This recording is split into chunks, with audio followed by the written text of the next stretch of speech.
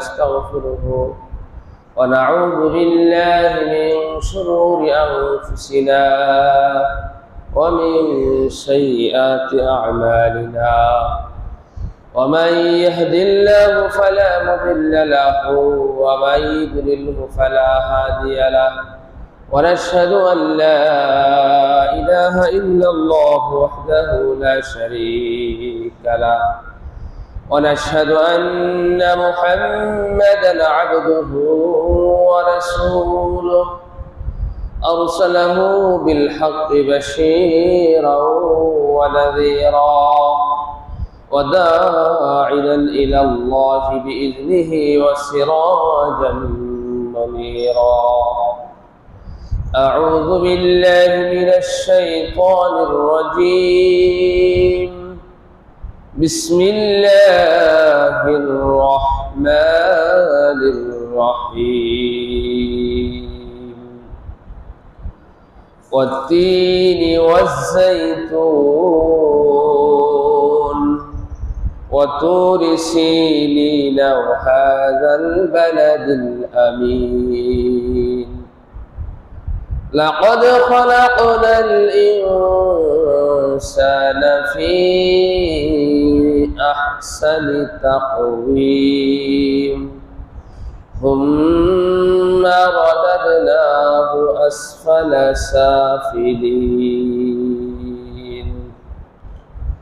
وقال النبي صلى الله عليه وسلم إن الله لا ينظر إلى صوركم أو كما قال رسول الله صلى الله عليه وسلم اللهم صل على محمد وعلى آل محمد كما صليت على إبراهيم وعلى آل إبراهيم إنك حميد مجيد اللهم بارك على محمد وعلى آل محمد كما باركت على إبراهيم وعلى آل إبراهيم إنك حميد مجيد الحمد لله আল্লাহ রাব্বুল আলামিন দরবারে অগণিত শুকরিয়া যে আল্লাহ রাব্বুল আলামিন আমাদের সকলকে আল্লাহ পাকের মহান হুকুম দামি হুকুম জুমা নামাজ আদায় করার জন্য অসংখ্য মানুষ থেকে যাচাই বাছাই করে আমাদের কিছু সংখ্যক লোককে আল্লাহ তাআলা স্বয়ং পছন্দ করে মহব্বত করে ভালোবাসা আল্লাহর ঘরে জান্নাতের বাগানে জান্নাতের স্থানে আসার এবং বসার জন্য তৌফিক দিয়েছেন। এই জন্য আমরা সকলেই অন্তরে অন্তরে করণ থেকে শ্রদ্ধা জড়িত কণ্ঠে মুহাব্বতের সহিত ভক্তির সহিত আদবের সহিত উঁচু আওয়াজে উঁচু গলায় উঁচু সাউন্ডে জোরে সুরে চিৎকার দিয়ে কালিমাতের শুকর আদায় করি আলহামদুলিল্লাহ। এই জন্য এক আল্লাহর ওলি বলেন বঈসাদাত বাজুরে বাজুরে নিস তানা বখশাদ খুদায়ে বখশিন্দা। আল্লাহর এক ওলি বলেন তোমরা যে আল্লাহ পাকের মহান হুকুম আদায় করার জন্য এসেছ, তোমরা নিজের কোনো শক্তি, কোনো পাওয়ার, কোনো ক্ষমতা, কোনো যোগ্যতার দ্বারা তোমরা আসতে পারো না। স্বয়ং আল্লাহ তাআলা আল্লাহ পাকের ঘরে আল্লাহর ডাকে আল্লাহর কাজ করার জন্য আল্লাহর কুদরতের পায়ে সেজদা দেওয়ার জন্য একমাত্র আল্লাহ তোমাকে আসার তৌফিক দিয়েছে বিদায় তোমরা আসতে পারছো। বলে সুবহানাল্লাহ। আল্লাহ রাব্বুল আলামিন কাউকে কোনো গুনার কাজ করায় না, গুনার কাজ করায় শয়তানে। আল্লাহ তাআলা নেক শুধু নেক কাজ করার তৌফিক দান করেন, গুনার কাজ আল্লাহ তাআলা করায় না। আল্লাহ রাব্বুল আলামিন আমাদেরকে মানুষ রূপে দুনিয়াতে প্রেরণ করছেন, মানুষ রূপে আমাদেরকে পাঠাইছেন, অন্য কোনো প্রাণী রূপে আমাদেরকে পাঠাই নাই।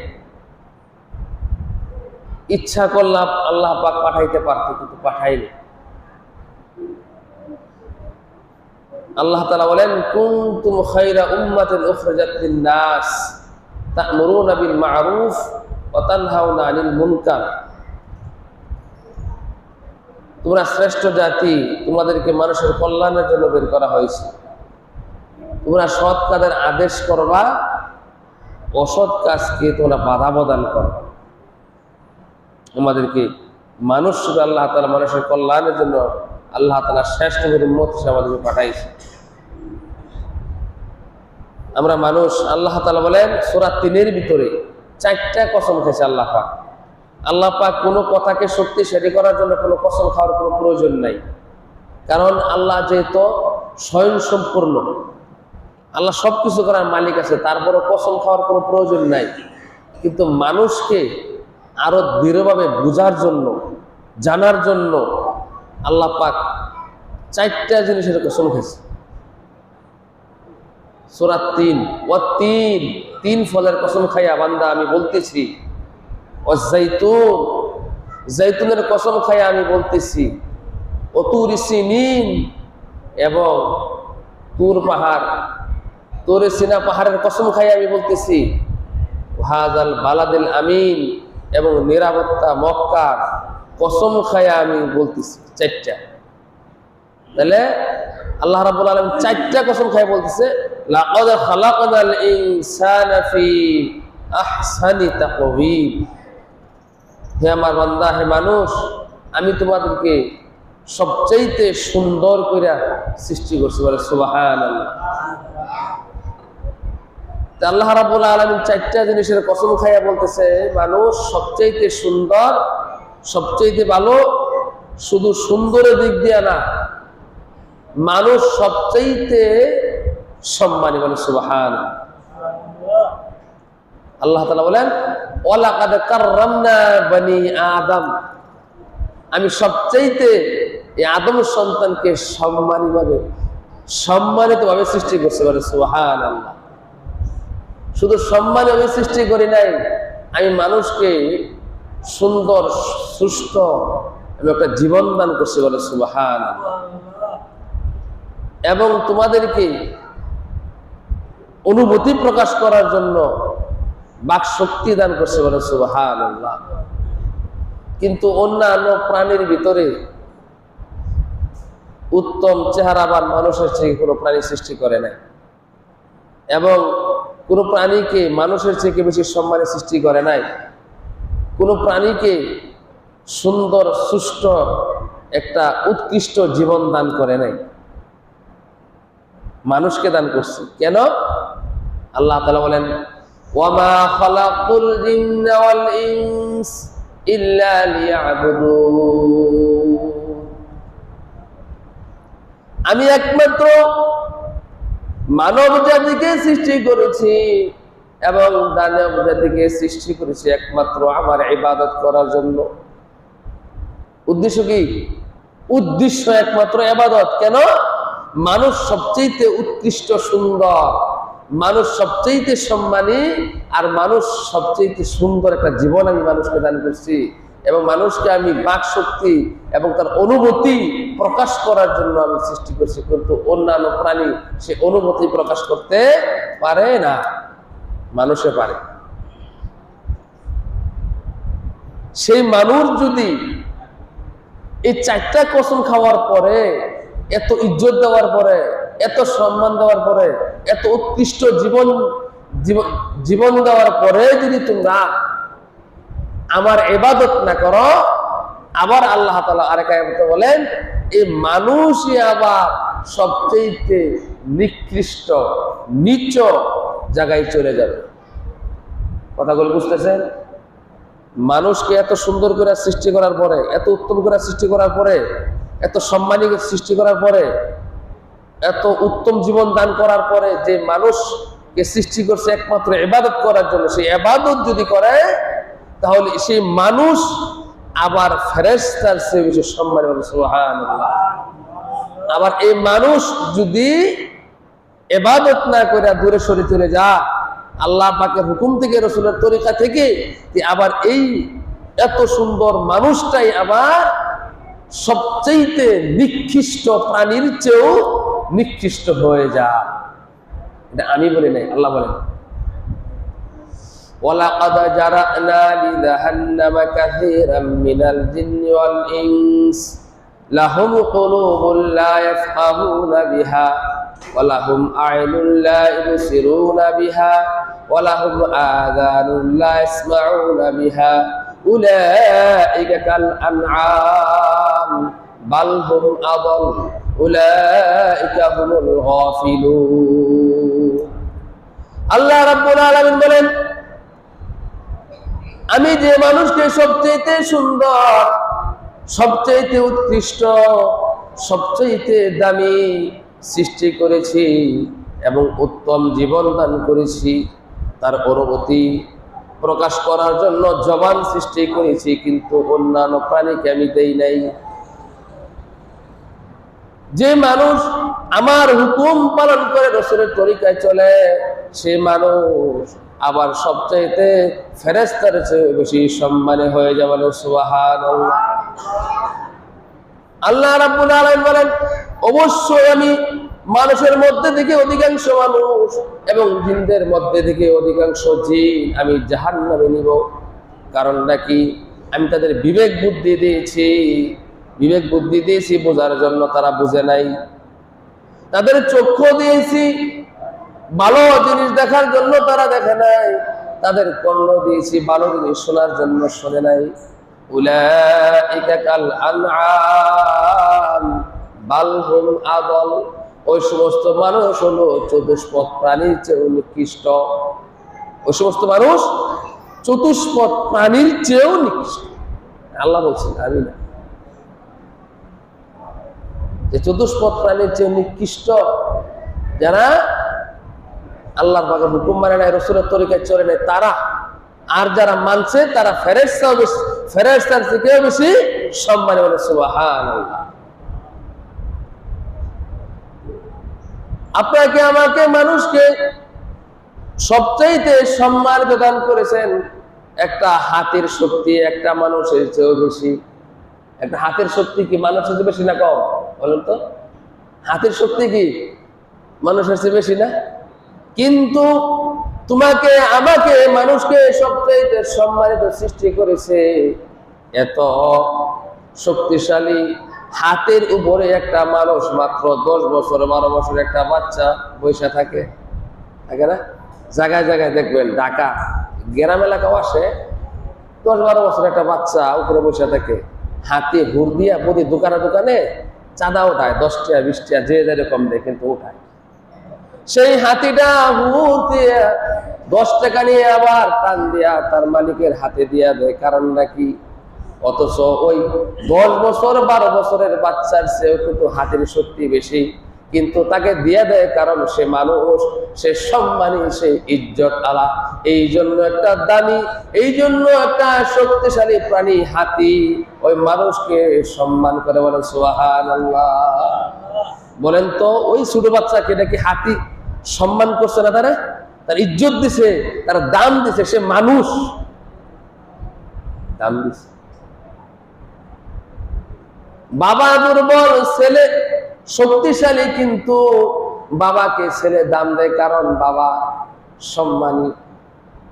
আছে না? বাবা দুর্বল, ছেলে শক্তিশালী, ইচ্ছা করলে বাবারে মারতে পারে না? মারতে পারে, কিন্তু মারে না কেন? সে সম্মানী, তার ইজ্জত দিই, তার দাম দিয়ে আমার বাবা আসে, ঠিক না? এই জন্য দাম দেওয়াটা, সম্মান দেওয়াটা, এটা হলো তাকওয়া। এই তাকওয়াটা অবলম্বন করতে হবে আমাদের সকলকে। আল্লাহ রাব্বুল আলামিন আমাদেরকে বানাইছে, সৃষ্টি করছে, তারা দাম দেবো কেমনে? সে মালিক, সে খালেক, সৃষ্টি করে নেও না। বাবাকে যদি সম্মান দেই, মাকে যদি সম্মান দেই, বাবা আমার যতই দুর্বল থাকুক, আমি যতই শক্তিশালী থাকি, বাবা তো বাবাই, মা তো মাই, তাকে ইজ্জত দিয়ে সম্মান দিয়ে, সে আমার বাবা, সে আমার মা, আমাকে ছোটবেলা পালছে, লালন করছে, খাওয়াইছে, মহব্বত করছে, ভালোবাসছে, সমস্ত কিছু চাওয়া পাওয়া বাপ মা মিটাইছে, সম্মান। আল্লাহ রাব্বুল আলামিন আপনাকে আমাকে সকলকে, সব মানুষকে চাওয়া পাওয়া মিটা, খাওয়া সবকিছু করে। তাকে সম্মান দিব না কেন? তাকে ইজ্জত দেবো না কেন? তাকে দাম দিব না কেন? আমাদের আল্লাহ তাআলাকে দাম দিতে হবে। যা কিছু সৃষ্টি করছে মানুষ ছাড়া প্রাণী, সমস্ত প্রাণী দাম দিবে মানুষকে, মানুষকে ইজ্জত দিবে, মানুষকে সম্মান করে মানুষকে সে মানবে, সমস্ত প্রাণী। আর একমাত্র মানুষ আল্লাহকে সম্মান দিবে, আল্লাহকে মানবে, আল্লাহর কথা শুনবে।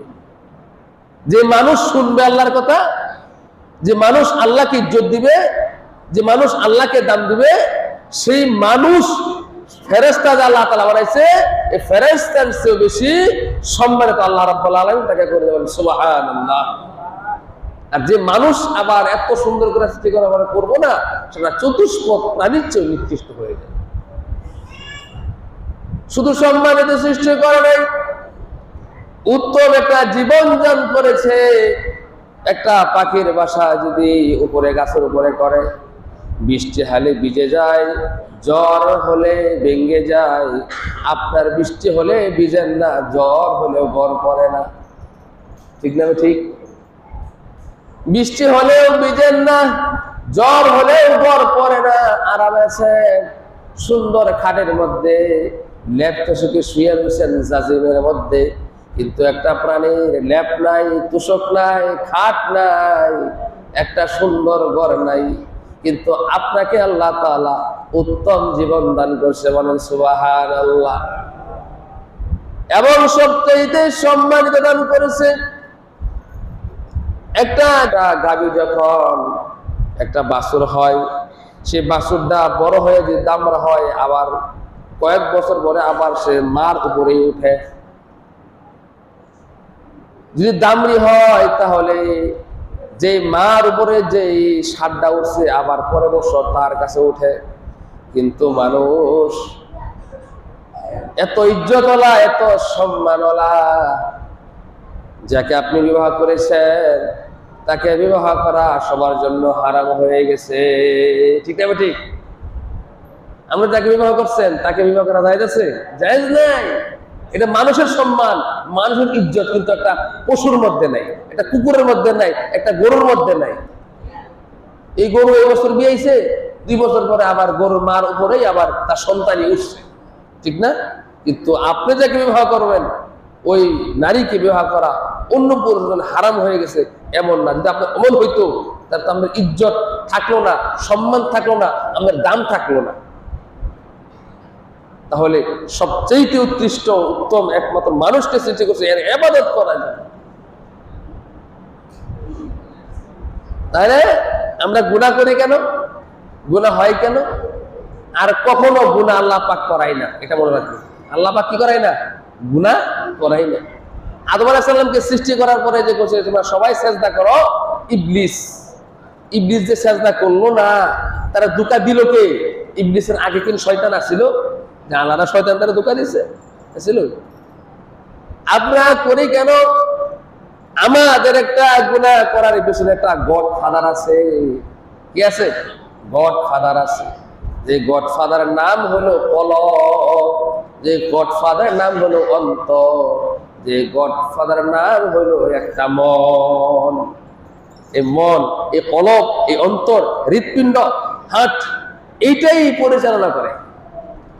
এটা যে নিয়ন্ত্রণ রাখতে পারবে তাহলে সে এই গুনাহ থেকে বেঁচে যাবে। এটা যে নিয়ন্ত্রণ করতে না পারবে সেই গুনাহ থেকে বাঁচতে পারবে না। ওই শয়তানকে ধোঁকা দিয়েছিল তার মনে, ইবলিস সেজদা করলো না, ধোঁকা দিয়েছিল কি? তার মনে, তার অন্তরে, তার কলবে ধোঁকা দিয়েছে, সেজদা করিস না, আল্লাহ পাকের হুকুম মানিস না, চিরস্থায়ী জাহান্নামে হয়ে গেল, ঠিক না? ঠিক। এই জন্য আল্লাহ তাআলা বলেন মানুষের সুরত থাকলেই মানুষ বলা যায় না, মানুষের মতন হাত পা থাকলেই মানুষ বলা যায় না, মানুষের মতন কান থাকলেই চোখ থাকলেই মানুষ বলা যায় না। রাসূলুল্লাহ সাল্লাল্লাহু আলাইহি সাল্লাম যেই বংশে জন্মগ্রহণ করেছেন সেই বংশে তার চাচা আবু জাহেল জন্মগ্রহণ করেছেন। কিন্তু আবু জাহেল কি মানুষ? আবু জাহেল তো মানুষ না, চিরস্থায়ী জাহান্নামী, ঠিক না? ঠিক। রাসূলুল্লাহ সাল্লাল্লাহু আলাইহি ওয়াসাল্লামের মতন তার চেহারা ছিল আবু জাহেলের। রাসূল সাল্লাল্লাহু আলাইহি ওয়াসাল্লামের মতন হাত ছিল, পা ছিল, চুল ছিল, সব ছিল। আবু জাহেলের তাই ছিল। আবু জাহেলের শরীরের যে রক্ত, বিশ্বনবী মুহাম্মদ রাসূলুল্লাহ সাল্লাল্লাহু আলাইহি ওয়াসাল্লামের শরীরে সেই রক্ত। রাসূল সাল্লাল্লাহু আলাইহি ওয়াসাল্লাম যে বংশে, আবু জাহেল সেই বংশে। আবু জাহেলের যেরকম চেহারা, রাসূলের সেরকম চেহারা। কিন্তু আবু জাহেল চিরস্থায়ী জাহান্নামী, রাসূল সাল্লাল্লাহু আলাইহি ওয়াসাল্লাম রাহমাতাল লিল আলামিন। ও মানুষ বলা যায়? আবু জাহেল মানুষ ছিল না, কিন্তু মানুষ বলা গেছে। সে আবু জাহেল চিরস্থায়ী জাহান্নামী। মানুষের গর্ভে জন্ম লাভ করলেই মানুষ বলা যায় না।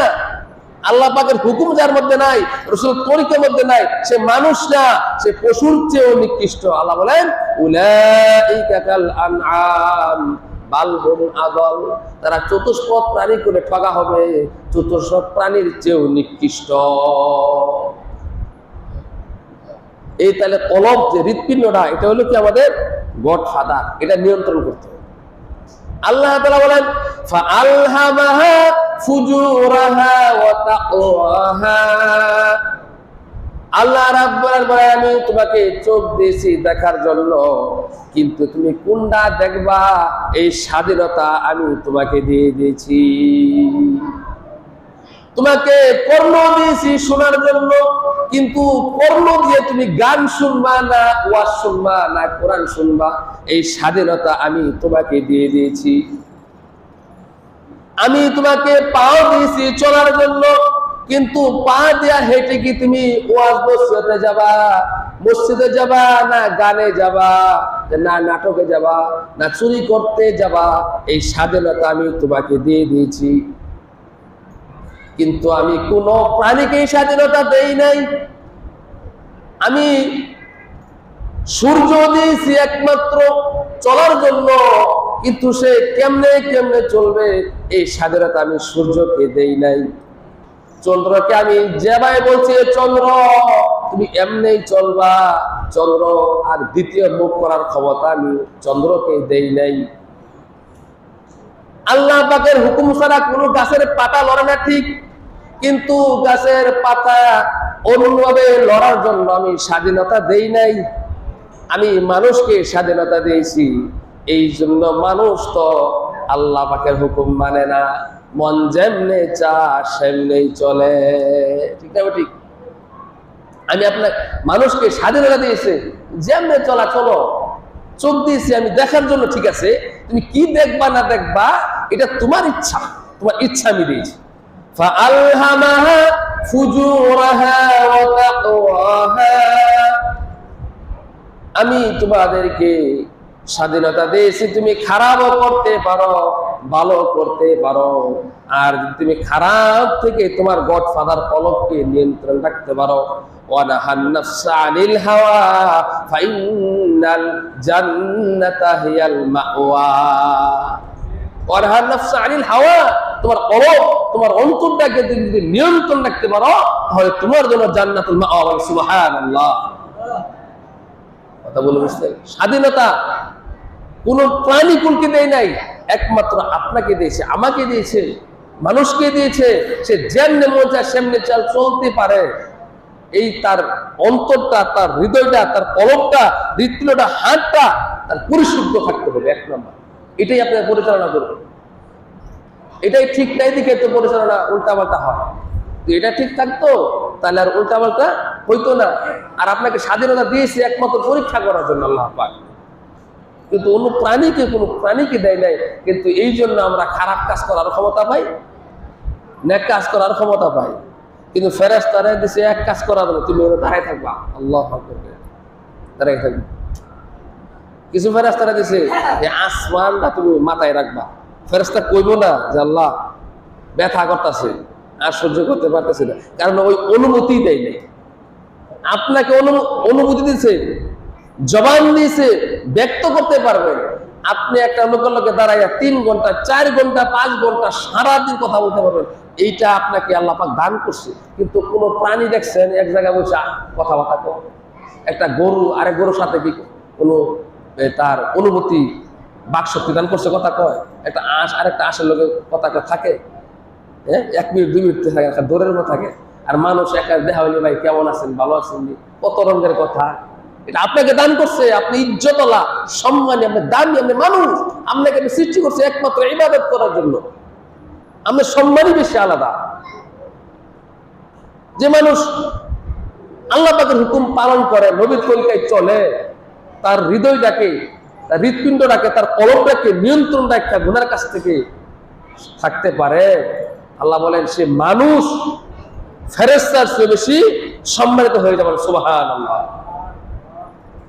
আবার আল্লাহ তাআলা কইছে যে এই মানুষ যদি সুম্মা রাদাদনাহু আসফালা সাফিলিন, এই মানুষ আবার এমন নিচে চলে গেছে যে মানুষ এত ইজ্জত, এত দাম, এত সম্মানিত সৃষ্টি করার পরে তারা বুঝলি না, তারা এটা মানলি না, তোর আবার এই মানুষে আবার যে প্রাণী তগরকে নিকৃষ্ট করে সৃষ্টি করছি, এটা কুকুর, শুয়োর, এদের চেয়েও তুই নিকৃষ্ট হয়ে যাবে। আল্লাহই বলছি না, আমি না। কি তাহলে আমাদের মূল কথা কোনটা? ফাআলহামাহা ফুজুরাহা ওয়া তাকওয়াহা। আপনাকে নেক কাজ করা, বদ কাজ করার স্বাধীনতা, ইচ্ছা শক্তি আপনাকে দান করছে। ইচ্ছা করলে আপনি নামাজ পড়তেও পারেন, ইচ্ছা করলে আপনি নামাজ নাও পড়তে পারেন, ইচ্ছা করলে আপনি মসজিদে আসতেও পারেন, ইচ্ছা না করলে নাও আসতে পারেন, ইচ্ছা করলে আপনি সুদ খাইতেও পারেন, ইচ্ছা না করলে সুদ নাও খাইতে পারেন, ইচ্ছা করলে ঘুষ খাইতেও পারেন, ইচ্ছা না করলে ঘুষ ছাড়তেও পারেন, ইচ্ছা করলে মানুষের আমি অত্যাচার করতেই পারি, না করলেও ছেড়ে দিতে পারি। আপনার ইচ্ছা।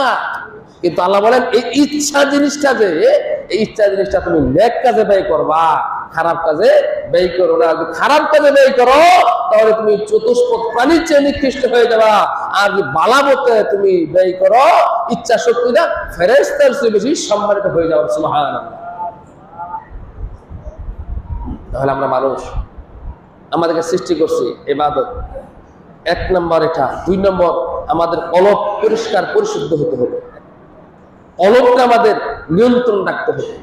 আর এই কলবের কথাটাই আল্লাহ তাআলা বলছে যে কলব তোমার যে পরিষ্কার না থাকে, শুদ্ধ না থাকে, পরিশুদ্ধ না থাকে, সেই কলবই ঘুরাই ঘুরাই নিয়ে আরেক জায়গায় নিয়ে। কথা বুঝতে পারছেন? এই কলবই খারাপ জায়গায় নেয়। আর আল্লাহ পাক কখনো খারাপ কাজ কোনো বান্দাদের দিয়ে করাই না। অনেকে তো হুজুর নামাজ পড়তে আল্লাহ আমাদেরকে নেয় না, আমরা যাবো কে? আল্লাহ পাক আমাদেরকে ভালো পথে নেয় না, আমরা কেমনে যাবো? আপনাকে আসার জন্য, ভালো কাজে যাওয়ার জন্য স্বাধীনতা দিছে। এটা কইতে পারে একটা গাছে, এটা কইতে পারে সূর্যে, এটা কইতে পারে চন্দ্রে। আপনাকে তো স্বাধীনতা আল্লাহ পাক দান করছে, কিন্তু অন্য প্রাণীকে তো দান করে নাই। এই কথা আপনি বলেন কেন? আপনি ইচ্ছা করে আসেন মসজিদে, আল্লাহ আপনাকে নিয়ে আসবে। আপনি ইচ্ছা করে গুনাহ কাজ ছেড়ে দেন, আল্লাহ আপনাকে ছেড়ে দিবে। আপনি খারাপ কাজ করবেন, আবার কোন আল্লাহ করাই কে? আল্লাহ আপনাকে স্বাধীনতা দান করছে। আর যদি এরকম করতো, এই 2টা ফেরেশতা যে আমাদের কান্দে আছে, কিরামান কাতিবিন ইয়ালামুনা মা তাফআলুন, তাহলে খারাপ কাজ করার সাথে সাথে এই 2 ফেরেশতা 2 গালে থাপড়াইতো। তো থাপড়াইলে তো আমরা কি অবস্থা হইতো? বলতো খারাপ কাজ করার সাথে সাথে থাপড় দিত, কি অবস্থা হইতো? কি 2টা ফেরেশতা আছে না কান্দের মধ্যে? আপনি খারাপ কাজ করছেন, থাপড় লাগাই দিত, একলে থাপড় লাগাই দিত, আপনি খালি গুফাক করতেন। তাহলে ওইটা দেয়নি আল্লাহ পাক যে বান্দা তোমরা মানুষ, তোমাদেরকে সৃষ্টি করছি, তোমরা স্বাধীনতা দান করছি, ভালো পথ খারাপ পথ আমি দেখাই দিয়েছি, তো খারাপ পথ থেকে তোমরা আসো, ফেরেশতার থেকে সম্মানী বানাই দেবো। আর যদি খারাপ পথে তোমরা থাকো, চতুষ্পদ প্রাণীর চেয়ে নিকৃষ্ট তোমাদেরকে আমি বানাই দিই। এটাই আমরা বুঝি না। এটা যদি বুঝতাম তাহলে আমরা খারাপ কাজ করতে পারতাম না, তাহলে নেক কাজ করতাম। খারাপ কাজ, এমন খারাপ কাজ করি, একটা হলো খারাপ হয়ে যায় অজানা, কি একটা খারাপ গুনাহ অজানা হয়ে গেল চলার পথে, এটা আল্লাহ পাক মাফ করে দিতে পারে। এমন খারাপ কাজই জাইন্না হুন্না বুজ্জা মাসের মাস বছরের বছর করতেছি, আপনার কি মনে করেন আল্লাহ পাক এমনি ছেড়ে দিব? কখনো মনে করবেন না এমনি আপনাকে ছেড়ে দিব। জাইন্না হুন্না বুজ্জা, এটা করলে জাহান্নামে যাইতে হবে আমার, তারপরও সেটা করতেছে। কত জঘন্য ধরনের বান্দা সে! আল্লাহ তাকে কেমনি মাফ করবে, কেমনে তাকে আল্লাহ তাআলা ছেড়ে দিবে? আজকে একটা শুক্রবার, জুমার দিন। কি দিন আজকে? জুমার দিন, এত দামি দিন। এই শুক্রবার নামাজটা আমরা পড়তে পারি না, ঘরে বসে থাকি, রাস্তায় বসে থাকি, চকে থাকি। তুমি কি মানুষ? তুমি কি তোমার সম্মান করে সৃষ্টি করছে? হ্যাঁ, আল্লাহ কি কইলো আর তুমি কি হইলা? আল্লাহ কইলো কি আর তুমি হইলা কি? তুমি কেমনে বসে থাকো বাড়ির মধ্যে, ঘুমাই থাকো, শুয়ে থাকো? তুমি কেমনে রাস্তায় ঘুরো? তুমি কেমনে দোকানে বসে থাকো? আমি তো বুঝে আসে না, তুমি কি মানুষ নাকি? আমি তো আল্লাহ কয় তো মানুষ না। উলাইকা কাল আনআম বাল হুম আদাল। কুকুরে মসজিদে আসবে না, শুকরে মসজিদে আসবে না, গরু মসজিদে আসবে না, পাখি মসজিদে আসবে না। তুমিও আসো না, পাখিও আসে না, কুকুরও আসে না। তুমি কি? তুই কি হইলে? তুমি ওদের মতন তো তুমি হয়ে গেল গা। তা আল্লাহ যে কইছে উলাইকা কাল আনআম, চতুষ্পদ প্রাণীর চেয়েও নিকৃষ্ট। চতুষ্পদ প্রাণীর চেয়ে নিকৃষ্ট এই জন্য, চতুষ্পদ প্রাণী জাহান্নামে যাবে না। তুমি তো জাহান্নামে যাবা। চতুষ্পদ প্রাণী জাহান্নামে যাবে না, তুমি জাহান্নামে যাবা। এই জন্য তুমি চতুষ্পদ প্রাণীর চেয়ে নিকৃষ্ট। আমরা মুসলমান, আমরা মানুষ, ইজ্জত, সম্মানী, দামি। আমাদের কথা সবাই শোনে। একটা ভাট, ভাল্লুক, হ্যাঁ, সিংহ কার কথা শোনে? মানুষের কথা শোনে। ছোট একটা বাচ্চা তারা খাওয়ান দেয়, কিচ্ছু পায় না। উনি সম্মানী, উনি অনেক দামি। ছোট বাচ্চা হোক, উনি তো মানুষ, উনি সম্মানী। আর আল্লাহ তাআলা সৃষ্টি করছে আমাদের থেকে, ওনাকে সম্মান করা, ওকে ইজ্জত দিতেই হবে। তুমি কি বোঝো না? একটা প্রাণী বুঝে মানুষকে সম্মান দিতে হবে। আর মানুষ আল্লাহকে সম্মান দিতে বুঝো না যে আল্লাহ আমাদের খালেক, আল্লাহ আমাদের মালিক, আল্লাহ সৃষ্টি করছে, খাওয়াইতেছে, পালতেছে, সমস্ত সমস্যার সমাধান করতেছে। তাকে সম্মান দিব না, তাকে ইজ্জত দিব না, তা কাকে দিব? তাহলে কি আমি মানুষের মধ্যে পড়লাম, না চতুর্থ প্রাণীর চেয়ে নিকৃষ্টের মধ্যে পড়লাম? বুঝবা, এখন বুঝবা না। যখন মারা যাবা, কবরে যখন রাইখা আসবো, তখন বুঝবা। তখন আল্লাহ তাআলা বলেন ইযা জা আজালুহা ওয়ালা ইস্তাখিরুনা সাআতাও ওয়ালা ইস্তাকদিমুন। তখন বুঝলে কোনো লাভ হবে না, এর আগে বুঝো। আল্লাহ তাআলা আপনাকে আমাকে সকলকেই বুঝার জন্য তৌফিক দান করুন। আমিন।